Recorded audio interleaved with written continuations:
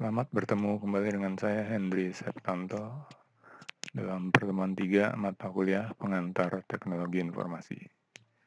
Pada mata kuliah ini ada 4 subtopik yang dibahas, yaitu tentang hardware, software, jaringan, dan net tools.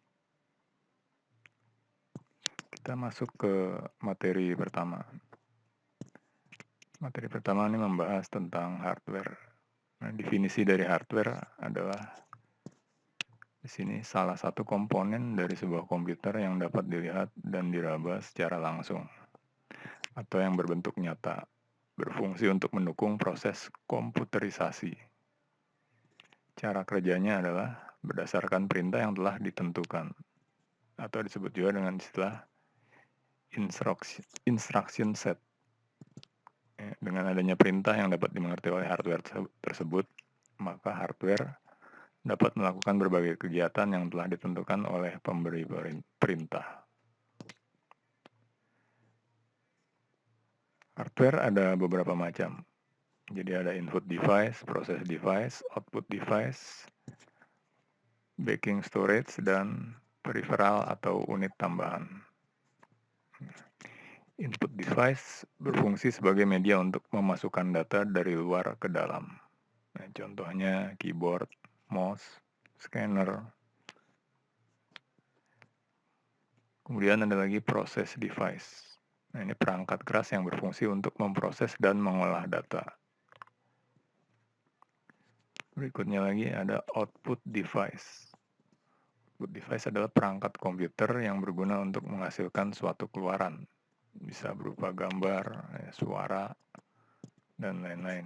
Contohnya printer, speaker, monitor. Nah, contoh output device adalah printer. Ada 3 macam tipe printer. Ada printer laserjet, printer inkjet, dan printer dot matrix. Printer laserjet cara kerjanya seperti mesin fotokopi.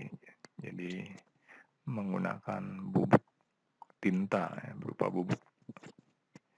Kemudian printer inkjet menggunakan tinta, sedangkan printer dot matrix menggunakan pita. Kalau dari sisi kecepatan, printer laserjet lebih cepat ya. Dari sisi keindahan, ya printer inkjet, deskjet ya lebih bagus untuk mencetak foto misalnya, tapi dengan catatan menggunakan kertas foto.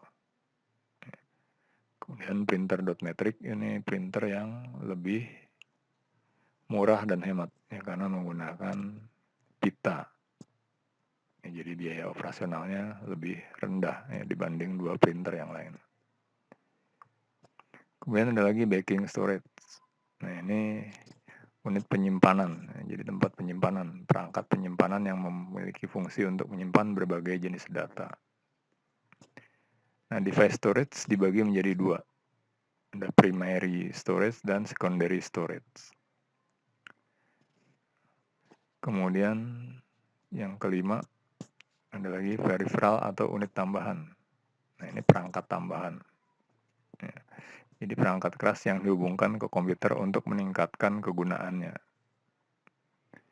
Ya, beberapa perangkat yang umum digunakan misalnya untuk mencetak, memindai, ya, seperti kemudian ada lagi mikrofon dan pengeras suara. Itu contoh-contoh dari unit tambahan. Nah, topik yang kedua tentang software. Ya, software pengertiannya adalah kumpulan beberapa perintah yang dieksekusi oleh mesin komputer dalam menjalankan pekerjaannya. Yang pertama ada yang namanya program aplikasi. Nah, ini adalah program paket yang telah dirancang dan dibuat khusus untuk kebutuhan tertentu. Jadi misalnya untuk word processor, pengolah kata, seperti Microsoft Word, terus AMI Pro, kemudian apalagi WordStar, WordPerfect, cuma yang paling terkenal mungkin Microsoft Word. Kemudian ada lagi program database, misalnya menggunakan Microsoft Access, ya. Ada lagi program spreadsheet, misalnya Excel, dan masih banyak lagi program-program aplikasi yang lain. Kemudian ada lagi yang disebut sistem operasi. Nah, ini software yang digunakan untuk menyiapkan hardware agar dapat digunakan menjalankan program aplikasi. Jadi, sistem operasi atau operating system software yang harus pertama kali diinstal ke komputer karena fungsinya untuk menyiapkan hardware. Contohnya Windows dan Linux. Topik yang ketiga tentang jaringan telekomunikasi. Jadi, pengertiannya di sini adalah segenap perangkat telekomunikasi yang dapat menghubungkan pemakainya. Jadi, menghubungkan antara satu pemakai dengan pemakai lain. Sehingga mereka dapat saling bertukar informasi. Nah, ada 3 bagian utama. Yang pertama adalah perangkat transmisi. Yang kedua, perangkat penyambungan. Dan ketiga, terminal. Jadi terminal ini peralatan yang bertugas merubah sinyal informasi asli, suara manusia atau lainnya, menjadi sinyal elektrik atau elektromagnetik sehingga bisa ditransmisikan melalui kabel atau melalui nirkabel. Kemudian topik yang keempat tentang NetTools. Nah, ini topik yang terakhir ya. Jadi NetTools itu software untuk memonitoring dan menjaga keamanan jaringan. Nah, contoh-contoh NetTools misalnya IP address scanner, IP calculator, IP converter, port listener, port scanner. Nah, ini adalah NetTools yang fungsinya sebagai alat untuk memonitoring dan menjaga keamanan jaringan. Sebenarnya masih banyak lagi software tools jaringan lain selain 5 contoh yang saya sebutkan tadi. Ya, demikianlah ringkasan pertemuan ketiga.